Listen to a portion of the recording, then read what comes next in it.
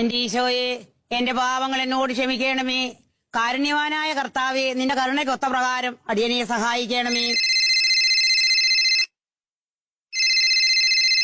ഞാൻ എപ്പോ പ്രാർത്ഥിക്കാൻ തുടങ്ങുന്ന അപ്പോഴൊക്കെ ഈ സാത്താന്റെ ഒരു പോരാട്ടം തന്നെയാണല്ലോ ഇത്. ഹലോ, ആരാടാ? ഹലോ അമ്മച്ചി, ഞാനാ മാധുക്കുട്ടിയാ. ഞാൻ പ്രാർത്ഥിച്ചുകൊണ്ടിരിക്കുന്ന സമയമാ, എനിക്കിപ്പോ സംസാരിക്കാൻ മനസ്സില്ല. കർത്താവെ, അവിടുന്ന് ദാനങ്ങൾക്കൊക്കെ ഞാൻ നന്ദി പറയുന്നു.